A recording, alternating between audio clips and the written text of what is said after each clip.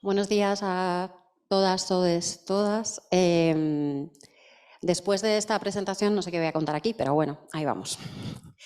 Quiero empezar agradeciendo a Elena, Antonio, Amparo y Rubén, mis queridas ordinarias, las complicidades y romper un año más la tentación de seguir organizando estos encuentros. Y frente a eso elegir seguir cada día con la incomodidad ordinaria de tejer colectivo. Lo que voy a presentar hoy tiene algo de ensayo tentativo, porque aunque forma parte de una investigación en la que hemos estado años trabajando, es un aspecto que tenía pendiente y que no había rescatado, y porque me gustaría probar a contarlo de formas que me llevan necesariamente al balbuceo. A lo que no estoy plenamente segura de saber ni cómo contar. Hacerlo reivindicativamente, reivindicando ser incómodas y ser incomodados como espacio a habitar, como aquello que sacude nuestras verdades y nos desplaza, nos desorienta y permite reconfigurar nuestros sentires, pensares y haceres.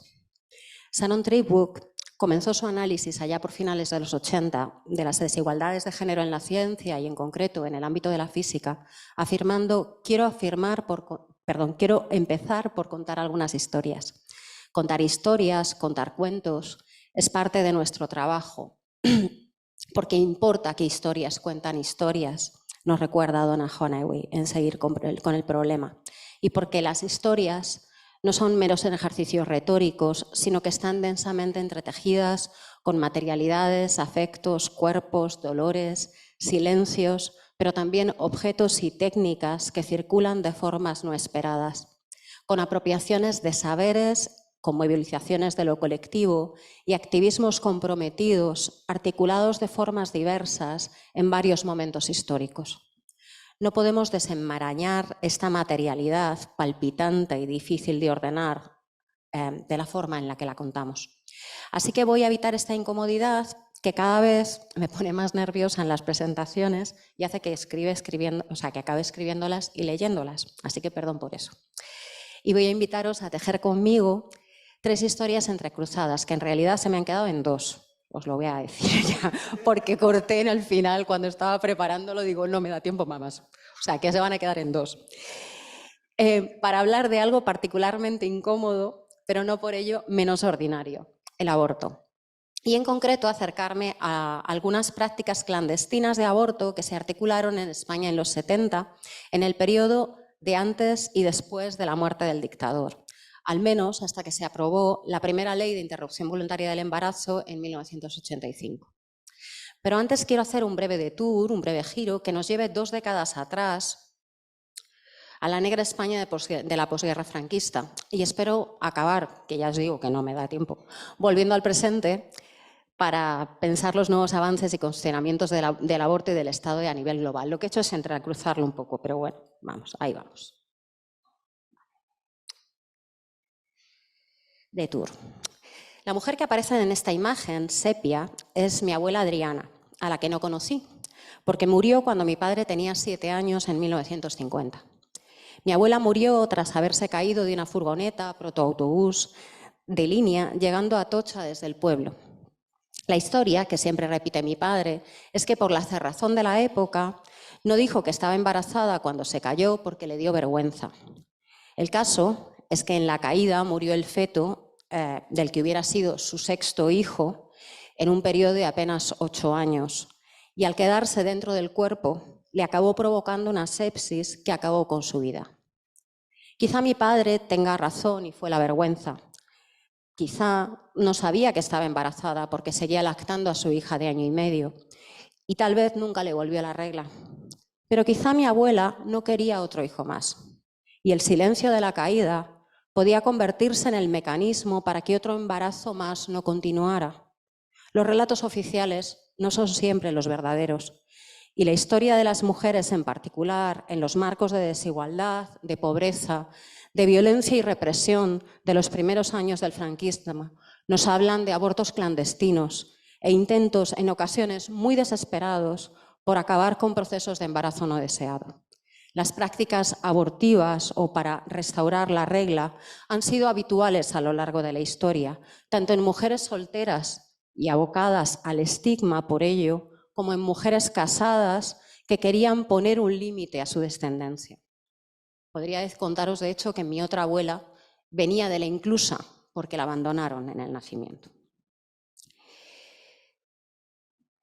Pero en la clandestinidad, en muchas ocasiones, ha dado lugar a prácticas poco seguras que han provocado y continúan provocando muertes dolorosas en aquellos lugares donde el aborto sigue siendo una práctica prohibida. Y ojo, aunque nos podamos felicitar por los avances que supone la última reforma de la Ley de Salud Sexual y Reproductiva y de Interrupción Voluntaria del Embarazo, que ha entrado en vigor, os recuerdo, el 1 de marzo de este mismo año, y la aprobación del aborto en Argentina y en otros países, hemos visto que recientemente los avances en derechos al aborto están altamente contestados y han sido revocados en lugares donde aparentemente eran seguros, como Estados Unidos a nivel federal el año pasado, anulando la famosa sentencia Roe contra Wade de 1973, pero también en Polonia y en otros lugares del mundo. Bueno, ahí jugaba. Las mentiras, secretos y silencios, evocando el título del ensayo de Adrienne Rich, pueblan las historias sobre aborto a lo largo del tiempo y se tejen con las historias familiares y personales, de lo que se habla y también en muchas otras ocasiones de eso de lo que no se habla. Isabel Cádenas Cañón, en el capítulo 3 de su multipremiado podcast De eso no se habla, titulado Una placa en mi pueblo, rememora nuestro propio Roe contra Wade en el Estado español, el caso de las 11 de Basauri y la movilización masiva que se generó a partir del caso, sobre el que también hay una película muy reciente, actualmente en cartelera, que por cierto aún no he visto, dirigida por Silvia Moon y titulada Las buenas compañías. Voy rápido.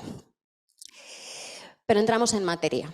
Lo que quiero contar aquí hoy es un relato de cómo se hacían los abortos clandestinos en los 70 en España, articulados desde el movimiento de salud de mujeres y los planteamientos feministas. Y en particular me voy a centrar en una de las historias de vida que hicimos en el marco del proyecto de investigación Epistemologías feministas de activismos en salud, prácticas, cuidados y saberes emergentes en contextos biomédicos. Se trata de una entrevista realizada en Valencia a una feminista autónoma y enfermera con largo recorrido en el marco de realización de abortos y que luego además ocupó puestos de responsabilidad ligado al PSOE, aunque con posiciones disonantes en varios frentes que hicieron que finalmente fuera un poco expulsada, digamos. Y que aquí voy a llamar Clara. La entrevista la realizaron Amparo Bonilla y María Pilar Domínguez en noviembre de 2018. Para este relato, las políticas de citación importan, como afirma Sara Ahmed. Me voy a acompañar de varias autoras que han trabajado sobre este tema y sobre cuestiones de salud sexual y reproductiva en el Estado. Pienso en Mariluz Esteban, en la tesis de Elena Casado, que está aquí ahora, en Belén Nogueiras, en el trabajo de Dao García Dauder y Lola Pérez Cedeño, entre otras. Y lo voy a acompañar para poner en diálogo con el trabajo de Michelle Murphy, Seizing the Means of Reproduction, sobre los vínculos entre los activismos feministas, salud y tecnociencia en California en los años 70. Pero vamos a la historia, porque es una historia fascinante. En medio de la movilización antifranquista, que lleva a que tenga que abandonar la carrera de medicina en tercer curso y se apunte a la nueva diplomatura de enfermería, Clara se empieza a vincular con el Centro de Planificación Familiar de Xúquer a partir de 1976 en Valencia. Los centros de planificación familiar fueron los primeros espacios que emergieron en el borde de la muerte de Franco por diversos lugares en el Estado y donde se empezaba a dar información sobre sexualidad, sobre anticoncepción, talleres de sexualidad y donde se comenzaron a establecer mecanismos desde el activismo feminista y en salud para garantizar la salud sexual y reproductiva de las mujeres. Hay que recordar que no solo estaba prohibido el aborto, sino también los anticonceptivos, que no se despenalizaron hasta 1978, con los que los centros de planning eran espacios de intervención que se movían en las aguas entre la legalidad y la ilegalidad. Eran espacios clandestinos. Por supuesto, las primeras intervenciones no consistieron en ofertar abortos, porque entre otras razones no se enseñaba a practicar abortos en la universidad. Ojo, muchas veces sigue sin enseñarse en la actualidad. La práctica oficial para realizar abortos o intervenir en casos de pérdida fetal para garantizar la expulsión del feto era lo que se conoce como dilatación y curetaje o legrado. El legrado es una intervención quirúrgica ginecológica que requiere un espacio aséptico, anestesia y consiste en el raspado del útero utilizando una cureta, un instrumento con forma de cuchara tras la dilatación del útero introduciendo sucesivas varillas cada vez más grandes. Como señala Michelle Murphy, marcaba la diferencia entre abortos legítimos, un huevo güero, por ejemplo, intervenciones tras pérdidas fetales, y los no legítimos, en casa, con procedimientos insalubres. Es una técnica que se sigue empleando en la actualidad y en opinión de Clara, debería salir. En el tema del aborto hay un rollo de culpabilizar a las mujeres, o sea, yo creo que sigue subsistiendo una historia de tú te lo vas a purgar. Y no te lo dicen porque ni siquiera a lo mejor lo han pensado, es decir, que no es consciente. Si fuera consciente sería para quemar. Y totalmente apruebo a Clara aquí a full con esto. Pero, ¿cómo se llegan a hacer intervenciones voluntarias del embarazo en estos centros y se extienden por el Estado? ¿Cómo se aprende y qué técnicas se emplean? Aquí nuestra historia se vuelve más intrigante, con la aparición en escena de un personaje de aura casi mítica, Frances. Todos los nombres son ficticios.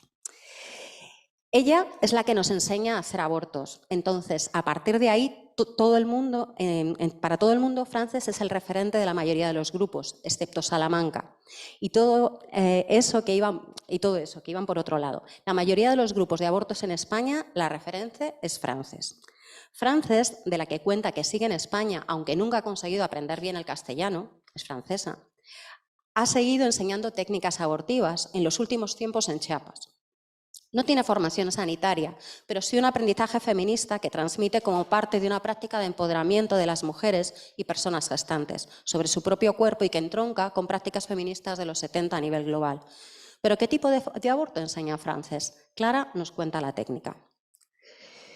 Nosotras hacíamos los abortos en las casas. Los hacíamos, con todas las garantías sanitarias y todo esto, pero claro, de forma muy voluntaria, en el sentido de que no teníamos aspirador mecánico ni eléctrico. Tú ahora vas a cualquier sitio y tienes aspirador.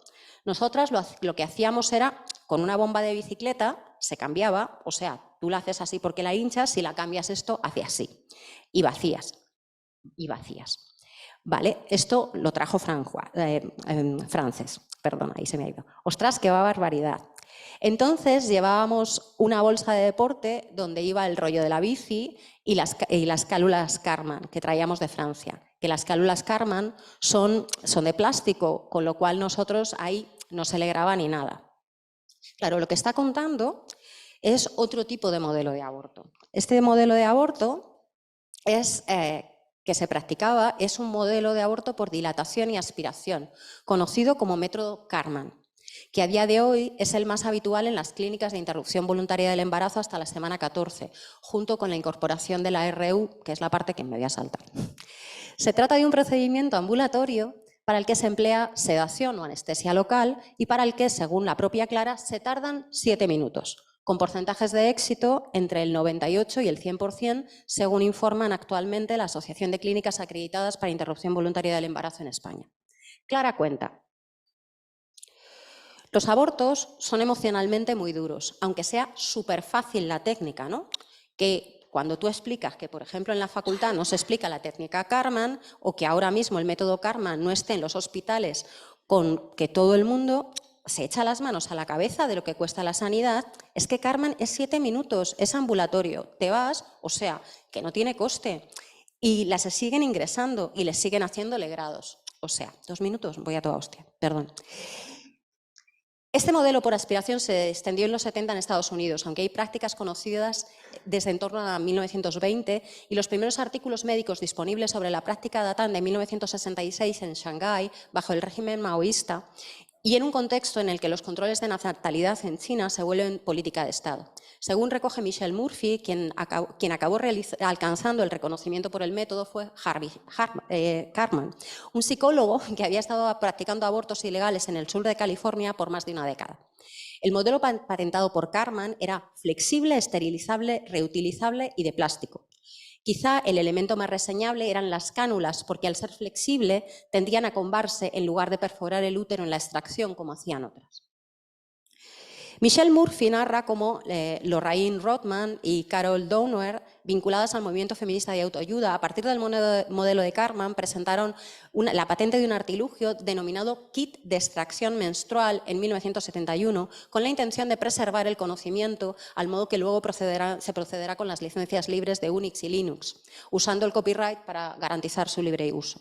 El mecanismo empezó a funcionar no como un mecanismo abortivo, sino como un mecanismo para restaurar la menstruación, atendiendo a un periodo de impasse en el cual los test de embarazo de la época aún no señalaban que se estaba embarazada, pero ya había un retraso menstrual. Oficialmente, entonces, esta intervención, entendida como un mecanismo del movimiento feminista destinado a devolver a las mujeres el control sobre su propio cuerpo, no realizaba abortos, porque no se podía probar que se estaba embarazada.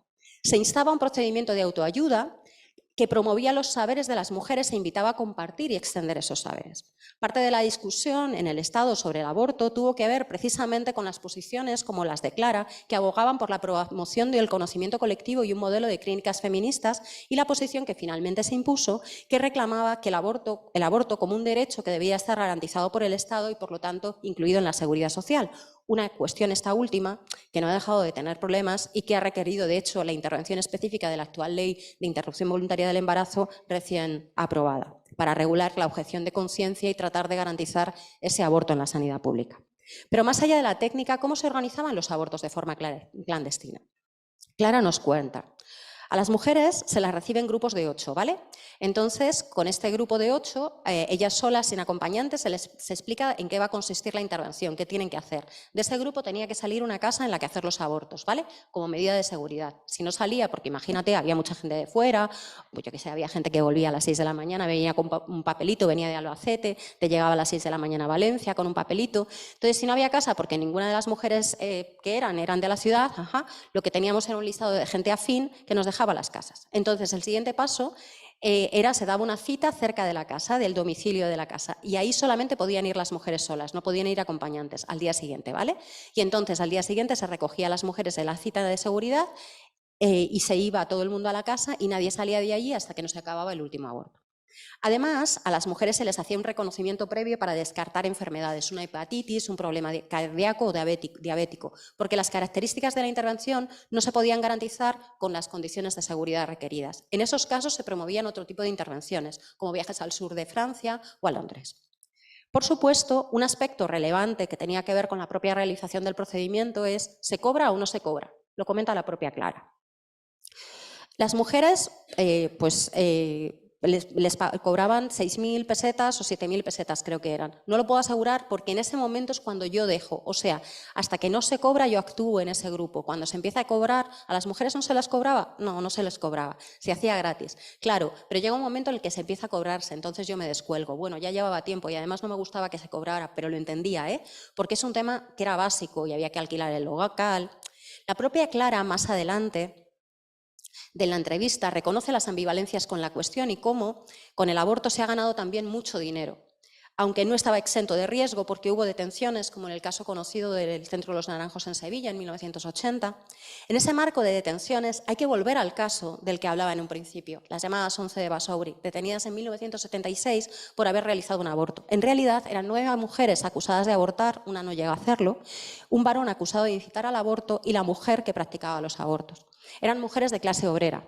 Y lo trascendente es que el caso alcanzó una enorme repercusión social, llevando a movilizaciones a gran escala en todo el Estado, donde se promovieron inculpaciones de aborto y todo tipo de intervenciones que en gran medida favorecieron el clima social que permitió la implementación de la primera Ley de Interrupción Voluntaria del Embarazo en 1985. Y aquí lo voy a dejar. Son muchos los temas que quedan abiertos y más teniendo en cuenta el recorte de derechos al que estamos asistiendo recientemente. Pero quería hacer aquí este pequeño recorrido. Ya he dicho, no me da tiempo de hablar del aborto farmacológico, pero bueno, se queda para otra ocasión. Muchísimas gracias.